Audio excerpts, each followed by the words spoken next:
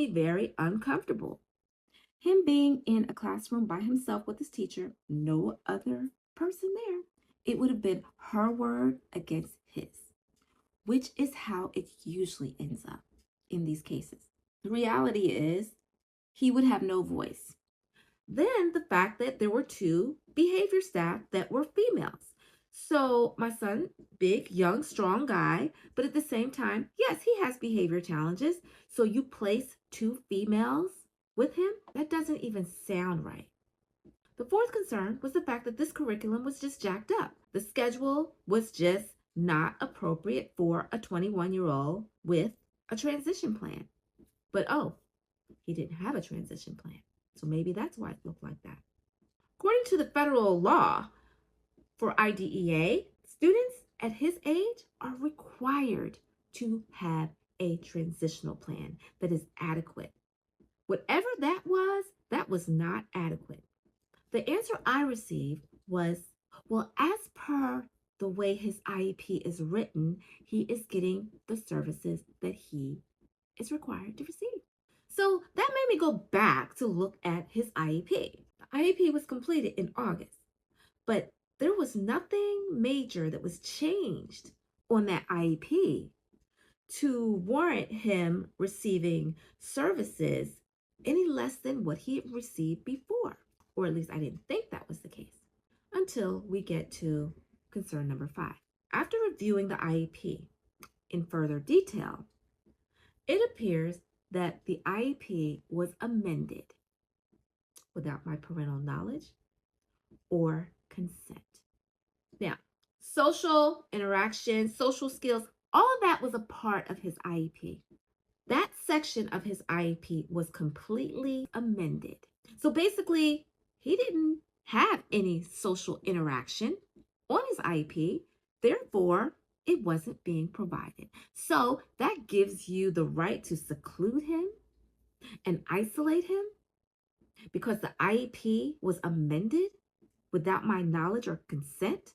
When I asked about this, the response I received was, well, you had 5 days to review the IEP and you didn't say anything. In the state of Maryland, for some reason, it is not required to sign off on the IEP.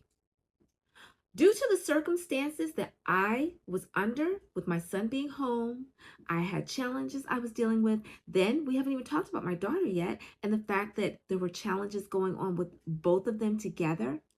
I did good to read as much as I did on the IEP. My expectation was not to have to go back to an IEP that the team had already completed and search for little things that were amended and pick those things out and bring them to anyone's attention. I should not have had to search for altered documentation that was documented illegally. So the only way I knew something wasn't right was because of the services that he was receiving, or rather not receiving. Another concern was the fact that during that entire time he had been at that school, he did not receive speech therapy one time. One time he received counseling, but that was it. He had been at the school for almost 2 months. So I was still trying to figure out why would he only have one counseling session if he's had some emotional issues during school. That section of his IEP was completely deleted, gone. So basically, even though he was entitled to that service because it wasn't written on the IEP, technically he didn't have to have it. Now keep in mind, we're talking about a student who has a significant mental health history with post-traumatic stress disorder, who has been hospitalized nearly 1,000 days, who has behavior challenges, who has emotional disturbance, anxiety from his past history, yet the social emotional piece of his IEP is completely deleted. How about his IEP was like nearly 50 pages long? So I'm supposed to trudge through all of these pages to find documentation that should not have been changed? I think that's asking a lot from a special needs parent. The IEP was amended without my knowledge and implemented in this new school setting. The next concern was my son's school hours. He was not getting the hours that he was supposed to be receiving. He was entitled to 33.35, I believe, and he was literally getting 20 or under. Based on the very simplified schedule that he was receiving, technically he really wasn't even getting 20. So he really wasn't even receiving FAPE. The thing was, it took Miss Gunshore 2 months to create this program for him. 2 months to create this kindergarten program, and 2 months to hire staff. And I was informed he could not start school until all staff were on duty.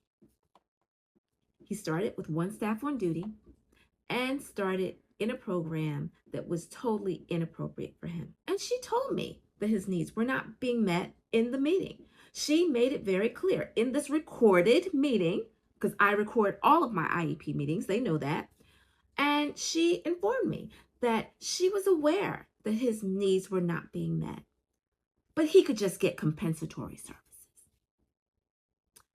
I didn't want him to just get compensatory services.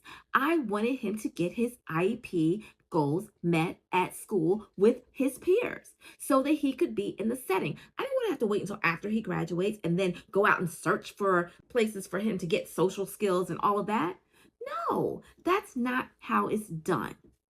That's how you get over. That is a sign of someone who puts paper over people.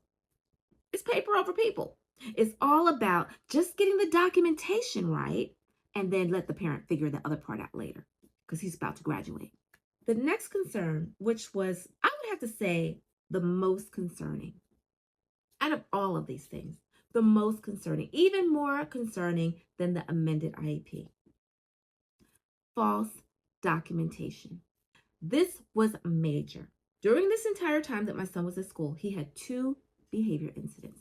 That's it, just 2. One wasn't so bad, but I'm still not clear about really what happened, to be honest, because the documentation just wasn't clear.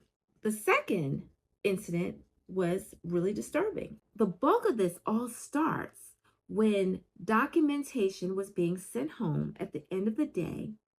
The times are on the schedule.